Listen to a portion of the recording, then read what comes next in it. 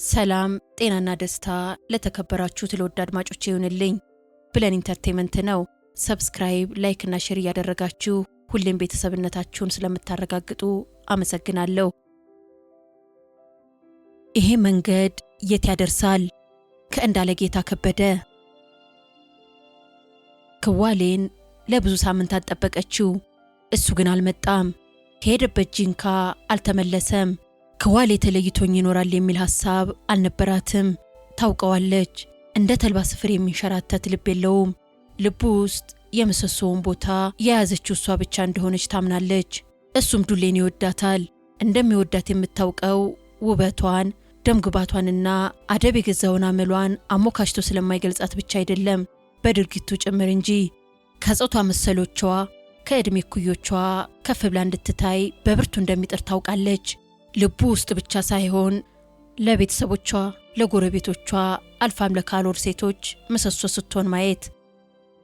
ብዙ መንገዶች ደረቶቻቸውን ገልብጠው እንዲሄዱባቸው የሚማጸኗቸው ወቅት አንድ ስህተት በመካከላቸው ብቅ አለ። መሆን የማይገባው ነገር ሆነ፣ ቀረ። የወር አበባዋ እንደወጣ ቀረ። የውሃ ሽታ ሆነና የሁለቱን ወጣቶች መንፈስ አወከ።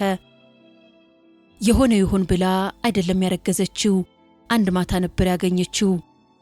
እንደተለመደው ከአብሮ አደጎቿ ጋር በምትቀላቀልበት ወቅት ክዋሌ ዝግጁ ነበር ከሷ ጋር ለመደነስ።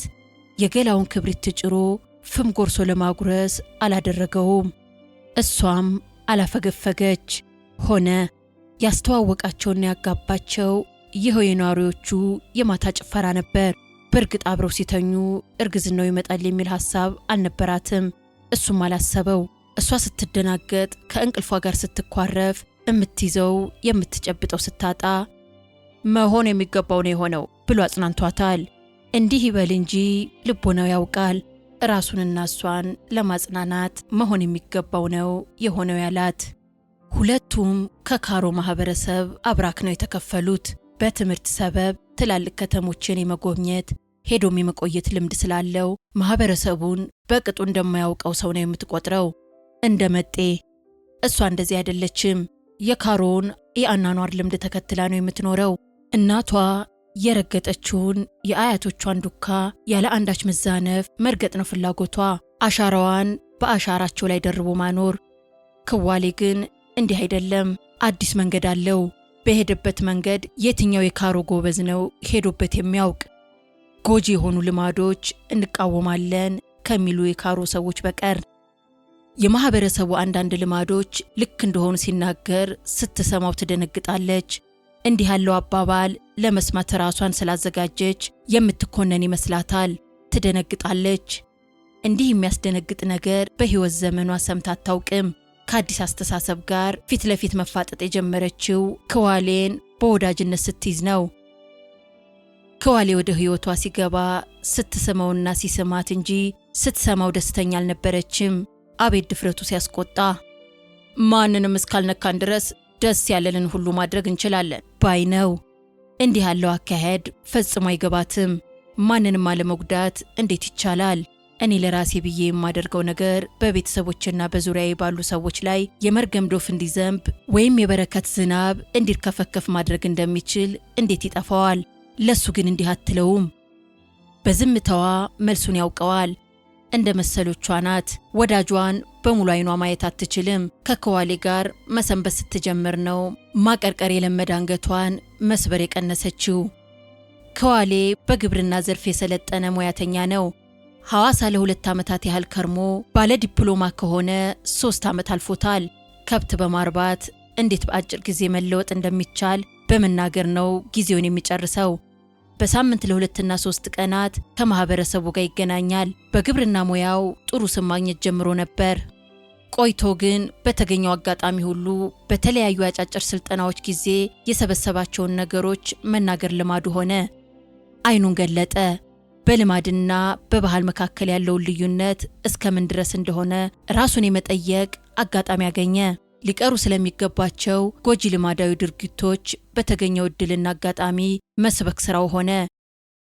የካሮ ሴቶች ተጨቁኖ መኖርና ከወንዶች እጅጉን አንሶ የመታየት ነገር ሲያሳስበው መበደላቸውንም አብዝቶ ማውራት ሲጀምር ያኗኗር ልማዳቸውን ሲያንኳስስ ፍቅረኛው ቅሬታ ይሰማት ጀመር። አሁን ደግሞ አረገዘች። እንዳረገዘች ነገረችው።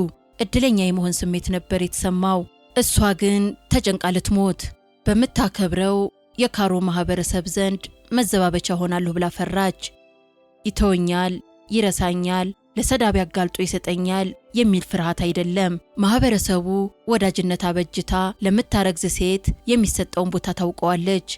የፍርሃቷን መነሻ አንስታ ልታወያዩ አልፈቀደችም። ስትነግረው ለራሷ መስማት አትፈልግም። ማሟረት ይመስላታል። እናም ዝም አለች። ሆዷ እየገፋ ሲመጣ ግን ፈገግታው እየጨመረ መጥቷል። ማንም ከመዳፉ ፈልቅቆ እንዳይወስዳት የሚያደርገው ማህተብ በማህፀኗ ያኖረ ያህል ተሰማው። ያረገዘችን ሴት ለመጥለፍ የሚከጅል ማን ነው? ለልጄ በሆነች ብሎ የሚመኝ ማን ነው?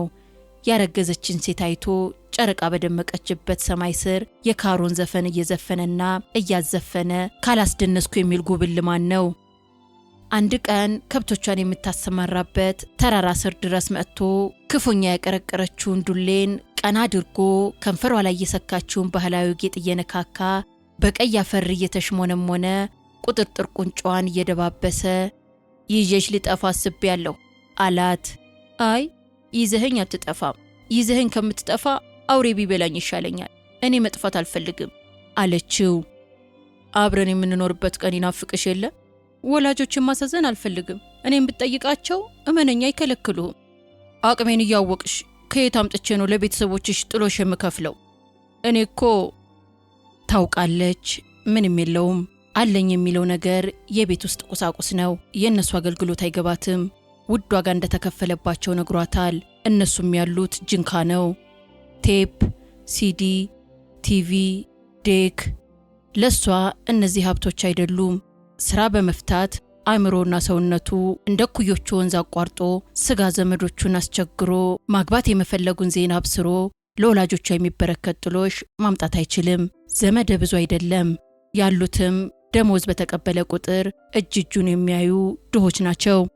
ክዋሌ አለችው በእጇ የያዘችውን ሰንበሌጥ በጥርሷ እየሰነጣጠቀች። የምትጠብቃቸው ፍየሎችና ላሞች ድባቴዋን ሊጋሩ ያሰቡ ይመስል የሚግጡትን ሳር በከናፈሮቻቸው ነካክተው ያልፋሉ። ተራራው ግን ቆሟል፣ ቀጥ ብሎ እንደተቆለለ። ክዋሌ ጠራሽኝ? ዝም አለችው። አዝናለች። ድባቴ ተጫጭኗታል። እየተሸነፈች ያለች መሰለች። ከብዙ ዝምታ በኋላ ከዓይኗ እንባ እየተንጠባጠበ ቶሎ አግባኝ፣ ራሴን ማጥፋት ፈልግ ነበር። ከአንተ ጋር ከሆንኩ አልፈራም ብዬ ነው እንጂ ያረግዝኩት ከሌላ ቢሆን ኖሮ ራስን ማጥፋት ምን አመጣው? አግባኛ፣ ቶሎ አግባኝ። አየሁ ሆዴ፣ ከጋብቻ ውጭ ከወለድኩ ካሮ ምን እንደሚያደርገኝ ታውቃለህ? በቃ አታልቅሺ። ለምን አላለቅስም? አሁን ነው እንጂ ማልቀስ። አይሆንም፣ ተው ይቅርብህ እያልኩ ተው እያልኩ። አንድ ቀን ነው አብሮ የተኙት። ከዚህ በፊትም ሆነ በኋላ ከመሳሳምና ከመተሻሸት ያለፈ የፍቅር ጨዋታ አላደረጉም። ለምን ጥሎሽ ከፍለህ አትወስደኝም? በድፍርስ አይኖቹ አየችው። በዝግታ ጠጠር አንስቶ ወደሚያተኩርበት አቅጣጫ ወረወረና ዝም አላት። ውሰደኝ፣ እኔ ታዘዝሃለሁ። ከተማ ገብቼ የማላውቀውን ኑሮ ተለማምጄ አንተን ለማስደሰት እኖራለሁ ላንተ ስል። ለአሁን ግን ጥሎሽ ክፈልና። የሌለኝን የ20ና የ30 የቀንድ ከብት ለመግዛት ስንት እንደሚፈጅ ታውቂያለሽ? እኔ መች ከብት ግዛ አልኩህ? አውቃለሁ፣ መግዛት አይጠበቅብኝም። ዘመዶችን ተማምኜ ከብት ፍለጋ ጥሎሽ ጥየቃ እንድንከራተት ነው አይደል? በፍጹም። ብጠይቃቸው ያመጣሉ። ግን ምን አመጣው? የሚያመጡበትን መንገድ አልፈልገውማ። ቆጣ ማለት ጀመረ። ደሙ እንደመፍላት፣ ድምፁ እንደመንተባተብ፣ አይኖቹ እንደመንበልበላሉ። በእኔ ሰበብ እንኳን የሰው ሕይወት ቅጠል እንዲበጠስ አልፈልግም። ከፈለከኝ የማፈልገውንም ነገር ቢሆን አድርግ ነው የምልህ። ለመጀመሪያ ጊዜ ትዕዛዝ የሚመስል ንግግር ከአንደበቷ ወጣ። ከማህበረሰቡ ላይ የመዓት ዶፍ ማዝነብ የሚችል መርገም በሆዷ እንደያዘች ይሰማት ጀምሯል እና በፍጹም አልተረጋጋችም። እስኪ ለአንድ ቀን ብቻ፣ ለአንድ ቀን ለኔም ለዘመድ አዝማዶቼም የኩራት ምንጭ ሁን። የካሮ ሰው ወንድ ነው ይሉሃል፣ ወንዶን አሳያቸው። እኔም ቤተሰቦቼም ባንተ የምንኮራበት ጊዜ። እጁን ጭምቅ አድርጋ ወደ ደረቷ ጎተተችው። ምን አድርጌ ልጀግንልሽ? ምን አድርጌ ወንድ ልሆንልሽ? እጁን ከእጇ መንጭቆ ከጡቷ ስር አራቀው። ተናዷል። አይኑ ውስጥ ያየችውን ጦር አልፈራችውም። ብዙውን ጊዜ ጥያቄ ይዛ የምትመጣው ወደሱ ነው። የጥያቄው ምልክት ከማህበረሰቡ የተቀበለችው ደግሞ 4 ነጥብ ነው። እርግጠኝነት። ልክ የመሆንን እድል ለሱ አልሰጠችውም። ከሱ ይልቅ ለካሮ ሰዎች ሐሳብ በማድላቷ ሁሌ ይበሳጫል። አንገቷ ላይ ደውል ያሰረ ይመስለዋል። ያነቃት ይመስለዋል። ከእንቅልፍ የቀሰቀሳት አይኗን መግለጧን እንጂ የምታየውን ልብ ማለቷን ግን ይጠራጠራል። በያ ምን አድርጌ ልጀግን? ወደ በረሃ ውረድና ከብቶች ዝረፍ፣ ጥሎሽ ክፈልና ተረጋግተን እንኑር። ይሄ ነው የሷ ውሳኔ። መጨረሻ ያለችውን ለመተግበር የፊተኞቹን አስቀድሞ የጀግንነት ሜዳሊያ ማጥለቅ። ወደ በረሃ ወርዶ ከብቶች ለመዝረፍ ምንም ያልበደሉኝን ወገኖችን ነፍስ ማጥፋት እንደሚጠብቅብኝ ታውቂያለሽ? ወገኖቻችን እስካሁን በሕይወት የቆዩት ምን ሲያደርጉ ነው? በአንተ አልተጀመረ። አላደርገውም። ለምን ሁሉም ነገር ጥንቅር ብሎ አይቀርም? ጥያቄዋን ላለመስማት የልቡን መስኮትና በር ከረቸመው። በገዛ ፍቃዷ ከጨለማ ጋር ተወዳጅታ ለመኖር የፈረመች መሰለው። ብድግ አለ። አነጋገሯ አናዶታል። እሷም አመላለሱ አስከፍቷታል። ይሄን ሄድ መጣ የሚል ንቃትሽን ነው የምፈራው። ምርር ያለ ድምፁ ጆሮዋ ላይ ታትሞ ቀረ። ለብዙ ደቂቃዎች በመካከላቸው ዝምታ ሆነ። ከባድ ዝምታ። ከየቁጥቋጦው ስር ስሪታቸውን ያሰሙ የነበሩ ነፍሳት እንኳን ድምፃቸውን አቅርበዋል። ዱሌ አንሶ መገኘት ተሰምቶታል። እሱ ደግሞ በሚያፈቅራት ሴት አንደበት እንዲህ እንዲነገረው አይፈልግም ነበር። ሌላውን ለማዳን እንደተፈጠረ እንጂ በረቱን በከብት ለመሙላት ወይም የሚስቱን ቤተሰቦች ሀብት ለማደራጀት የሰው ነፍስ ለማጥፋት አይፈልግም። ይህ ነው እንዲታወቅለት የሚሻው፣ በተለይ በእሷ። ልክ ነሽ። የካሮ ሰዎች እኔን እንደ ወንድ አይቆጥሩኝም። ዱሌ ናት ወንዱም ሴቱም በአለባበሱ እንደሚዘባበቱበት የነገረችው። ክዋሌ ሁሌም ሰውነቱ በጨርቅ እንደተጀቦነ ነው፣ ጫማውን እንደተጫማ። ከአካባቢ ሰው ጋር ሲቀላቀል እሱ ራሱ ግን ጥልጌጥ ነው። አብሮ አደጎቹን የሚመስለው መልኩ ብቻ ነው፣ ጥቁረቱ፣ ድፍጥጥ አፍንጫውና ቅጥነትና ርዝመቱ። ጨርቅ እንጂ ቆዳ ስለማትለብስ ነው ብለዋለች። እሱ ብቻ አይደለም፣ መዘራረፍን ስለምቃወም ነው። የወገኖቼንና የዘመዶቼን ቁጥር ያሳነሰው ማን ይመስልሻል? ወንድነታቸውን ለማሳየት ምርኳቸውን ለማብዛት ብለው ከሌሎች ጎሳዎች ጋር መጋደላቸው ነው። ይህን እቃወማለሁ። በዚህ ምክንያት የካሮ ሰዎች ለእኔ ያላቸውን ግምት አውቀዋለሁ። አሁን ምን አሰብክ? እከፍላለሁ። ጥሎሹን? አዎ፣ እርግጠኛ ሆኖ መለሰላት። ከየት አምጥተህ? ከከፈልኩ በኋላ ነግርሻለሁ። ምንም የለህም እኮ። የምትወደኝ ከሆነ ማድረግ የማይገባህንም ነገር ቢሆን አድርገህ ልታገባኝ ይገባል ብለሽ ነበር አይደል? በቃ አደርገዋለሁ። በሁለተኛው ቀን ተሰናብቷት ወደ ጂንካ ሄደ። ወዴት እንደሄደ የጠየቃት ማንም አልነበረም። በፊትም ቢሆን ተሸሽጋ ነበር ከብቶቿን ለማሰማራት ወደ ጫካ ስታመራ የምታገኘው እና ተረጋጋች። እፎይታዋ ግን ብዙ ጊዜ የሚቆይ አልሆነም። በመጀመሪያው ሳምንት ወደ ቤቷ ሽማግሌዎች መጡ። ልጅህን ለልጄ የሚሉ አባቷ የለመደውን ጥያቄ አቀረበ። የትኛዋን ልጄን? ትልቋን፣ መካከለኛዋን ወይስ ትንሿን? ትልቋን አሉ ሽማግሌዎቹ። ትልቋን አልሰጣችሁም፣ ድሬያታለሁ። ለትልቋ ልጄ ወንድ አግኝቻለሁ። የማይሆን ነገር አትጠይቁኝ። ለ2 ጎበዝ አልድራትም፣ ሂዱልኝ አሉ። ዱሌ ደስ አላት። ጓዳ ሆና ነበር የምትሰማው። አባቷ የጀገኑ መስሎ ተሰማት። ከሄዱልኝ በኋላ የተባለውን መስማት አላስፈልጋትም። አባቷ የሷን ፍቃድ ተከትለው የማይመጠናትን የጋብቻ ጥያቄ ገለል በማድረጋቸው ተደሰተች። ደስታዋን ለምታግዳቸው ከብቶች ተናገረች። ለመጀመሪያ ጊዜ ፈገግታዋን ግንባሯ ላይ ያየች መሰላት። አመሻሽ ላይ ወደ ዝምተኛው ወንዝ እየወረደች እያለች ጎረቤቷን አገኘችና የደስታዋን ምክንያት ነገረቻት። ጎረቤቷ ግር አላት። እውነቴን ነው እኮ አለች ዱሌ። እና ደስ አለሽ? ለምን ደስ አይለኝ? አባቴ የማልፈልገውን ወንድ ሲከላከልልኝ ከማየት ይበልጥ ምን የሚያስደስት ነገር አለ? አባቷ አንዳንድ አባቶች ልማድ ምን አባቷ ያሉ መሰላት። አይ አንቺ አለች ጎረቤቷ ከንፈሯን በትዝብት አንሸራማ። ተበላሽተሻል እኮ ከማይሆን ሰው ጋር መዋል አብዝተሽ። የትኛው የካሮ አባት ነው በአንድ ጥያቄ ሴት ልጁን የሚድር ሳያመላልስ ደጅ ሳያስጠና? ሞራሏ ኩምሽሽ ሲል ደስታዋ ከፊቷ ላይ ሲተን ታየ። እና አባትሽ እሺ እስኪሉ ድረስ ሽማግሌዎቹ 2-3 ጊዜ መመላለሳቸው መች ይቀራል? እውነት ነው፣ ደንቡ ይሄ ነው። እና እኔ ሴት ሁሉ የሆነችውን ነገር ነው የምትሆኝው፣ ምርጫ የለሽም አለቻት ጎረቤቷ። በጌታዋ ተማምና ላቷን ውጭ እንዳሳደረች በግ በከዋሌ ላይ ያላትን እምነትና ተስፋ ገደብ እንድታስይዝ ብላ ዱሌ ሳታስበው አንድ ሚስጥር አወጣች። እኔ እኮ እርጉዝ ነኝ፣ መውለጃዬ ተቃርቧል፣ ጽንሱ ሆዴ ውስጥ ይፈራገጣል። ጎረቤቷ እንስራዋን እያነሳች አውቀናል፣ ካወቅን ቆይተናል አለች። ታዲያ አባቴ ማርገዜን እያወቀ ላልጸነስኩለት ሰው እንዴት ይሰጠኛል? ለምን? ጎረቤቷ ዱሌን በዋን እንድታቆምና ለቅሷን እንድትገታ መወትወት እንጂ ለጥያቄዋ መልስ አልነበራትም። አይዞሽ ብላ ከጎኗ የምትቆም መስሏት ነበር። ጥያቄው ለጎረቤቷ ብቻ አልነበረም። ተመልሶ ይመጣል ብላ ተስፋ የምታደርገው ክዋሌን ነው። እሱ ደግሞ አልመጣም። ጅንካ ከሄደ ስንት ቀኑ።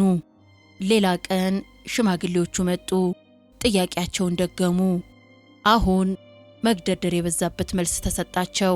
ማታ ማታ በየጎጆው የመነጋገሪያ ርዕስ ሆናለች። ወሬው ራሷን ሊያስታት ነው። ሌላ ቀን ጎረቤቷን አማከረቻት። ክዋሌ ቀረብኝ። ከእሱ ጋር መቅበጥ የጀመርሽለት ነው ነገሩ የተበላሸው፣ እድልሽን ያበላሸሽው። እመጣለሁ ለወላጆችሽ ጥሎሽ ከፍዬ እወስድሻለሁ ብሎኝ ሄደና ማርገዝሽን ባወቅኩለት ብቻዬን አልቅሻለሁ። ክዋሌ ነው ማግባት የምፈልገው፣ እሱን ብቻ እሱን። ከትዳር ውጭ የሚወለድ ልጅ ሚንጊ ተብሎ እንደሚወገዝ አታውቂምና ነው በማይረባ ምኞት ራሳችሁን የምትደልሉት። እውነት ነው። አንዳንድ ወላጆች ናቸው ከመንግስት ባለስልጣናት ሰዎች ባገኙት ምክር ትምህርት እንዲህ ያለውን ድርጊት ከመፈጸም የሚቆጠቡት። ዱሌ የምንወልደው ልጅ ገደቢስ አይደለም እድለኛ እንጂ ልትላት ፈለገችና ተወችው። መድረሻውን ሳያውቅ ጉዞ እንደጀመረ መንገደኛ ግር አላትና ቀረቀረች። ከማይፈረከስ የሐሳብ ቋጥኝ ጋር የምትታገል መሰላት። ክዋሌ የት ነው ያለኸው? ለጥያቄዎቿ መልስ ሳታገኝ የምጥ ጊዜዋ መጣ። ከመምጣቱ በፊት ብዙ ወላውላ ነበር። መንታ መንገድ ላይ ቆማ ነበር። እጅ መስጠት ወይም አገር ጥሎ መጥፋት። እጇን የምትሰጠው ለማህበረሰቡ ነው፣ ለካሮ ልማድ። ከትዳር ውጪ ማርገዟን እያወቁ ሰዎች በነገር አልጎነተሏትም፣ በአሽሙር አላሳመሟትም። የፍርድ ቀን አሁን ነው። ለወላጆቿ ለፍርድ አሳልፈው ይስጧት አይስጧት እንዴት እርግጠኛ ትሁን? እያማጠች የምታስበው ይህንን ነው። አይዞሽ ይሏታል የልምድ አዋላጆች። አይዞሽ፣ ግፊው፣ ወደ ታች ግፊው፣ ግፊው የሚሉትን ታደርጋለች። ላቧ እየተንቸረፈፈ እንባዋ ወደ ውስጥ እየፈሰሰ አይዞሽ በይ እየመጣ ነው። ምጡ ምልክት በሰጣት ጊዜ የሚደርስባትን በመፍራት ወደ ከተማ ለመጥፋት ጉዞ ጀምራ ነበር። ከማታውቀውና ከማትለምደው የከተማ ሕይወት ጋር መጋፈጡን አልነበረም የፈራችው። በእሷ ሰበብ በማህበረሰቡ ላይ ይጎርፋል ብላ የምትገምተውን ቸነፈር እንጂ። ወላጆቿንና ዘመዶቿን በቸነፈር ሲመቱ ከትዳር ውጭ በመውለዷ አምላክ ተቆጥቶ የሰማይን መስኮት ሲዘጋው፣ ቀኑ ሲጨልም፣ ከብቶች ሲያልቁ፣ ይህን ሁሉ አሰበችና ሩጫዋን ገታችው። ቆመች። የሆነው ይሁን ብዬ ለፍቃዳቸው አልገዛም ብዬ ልጄን ይዤ ብጠፋ ማንን ነው የማስደስተው ብላ ራሷን ጠየቀች። ያረገዝኩት ሚንጊ እንደሆነ አምኜ 9 ወር አርግዤ በተሰቃየሁበት ልጄ ላይ እርምጃ ሲወሰድ በዝምታ ብቀበልስ ማን ነው የሚጠቀመው? የካሮ ማህበረሰብ፣ ሰውና ከብቶ፣ የካሮ ሰማይና ምድር? እንዲህ ስትጠይቅና ስትመልስ ቆይታ ለሁለተኛው ሐሳቧ ተገዛች። እግሯን እየጎተተች ወደ ሸሸችው ጥላው ልትኮበልል ወደ ቀዩዋ ተጠጋች። እዚያ እስክትደርስ እሷን ለማህበረሰቡ በጎ እንዳሰበች ሴት ቆጥራት ነበር። ግድ የለም እንደገና እርግዤ ወልዳታለሁ በሚል ስሜት ተሞልታ ምጡ ያጣድፋት ጀመር። እናቶች አሁንም ማዋለዳቸውን ቀጥለዋል።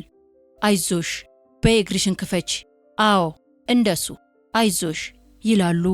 ሽማግሌዎቹ ደግሞ የሕፃኑ እሪታ እስኪሰማ በእናቲቱ ቀጣይጣ ምክር ይዘዋል። ልጅህን ለልጄ የሚሉ ሽማግሌዎች ለመቼ ቀጠርካቸው? ከ2 ወር በኋላ እንዲመለሱ። መግደርደርህ በዛ አመላለስካቸው። መቼ ለመግደርደር ብዬ ሆነና ይህ ሚንጊ ቦታውን ሳላሲዝ ሌላው ላልፈጽምም ብዬ እንጂ እንዳያመልጥህ ባለብዙ ቀንድ ከብት ነው አሉ ትዳር ጠያቂው። እንዳልከው ይሄ ሚንጊ እንደሚሆን ካደረከው በኋላ ልጁትን አጣድፎ መዳር ነው። ሚንጊው ከተወገደ በልጃገረድ ደንብ ስለምትድራት የሚጎልብህ ነገር አይኖርም። ወንድ ልጅ ከነቃጭሎ ወለደች። ላቧ ችርፍፍ አለ፣ ሰውነቷ ስብስብ። ከመሬት አፈር ዘገነችና በደም የራሰ ጭኗን አሸችው። እንባዋን ግን ዋጠችው። አሁን የካሮ ሴት ናት። ለማህበረሰቡ ፍቃድ ነው የምትገዛው። ልክ አለመሆኗ እሷ ዘንድ እንዴት ሊደርስ ይችላል? እንዴት? ሸለብ አረጋት። ሰውነቷ ቢዝለፈለፍም አእምሯ ነቅቷል። ዙሪያዋን የከበቧት እንደ ቅድሙ ሴቶች ብቻ አይደሉም። አሁን አባወራዎቹ በዙሪያዋ አሉ። ሽማግሌዎቹ የሚናገሩትን ሰማች። በዚህ ዓመት ብቻ ስንት ሚንጎ ነው የተወለደው? 3 መሆኑ አይደል? አዎ 3። ያቺ ማናት በስጋ የሚዛመዳት ሰው ጋር ባልጋ የጸነሰችው? ከወለደች በኋላ 4 ጊዜ የወር አበባ ሳታይ እንደገና ያረገዘችው ይህችኛይቱ ደግሞ። ሌላው ይቀበላል። ሕፃኑን አየችው። አባቱን ይመስላል። ከእንግዲህ የሚመጣውን ዕዳን የፈራችው ነገን። ክዋሌ የት ነህ? በልጃችን ላይ የሚደረገው ዱለታ ልቦና ይነግርህ ይሆን? ማህበረሰቡንም ከመቅሰፍት ለማዳን ብዬ ባደረግኩት ውሳኔ ልብህ ይሻክርብኝ ይሆን? አለች በማይሰማ ድምፅ።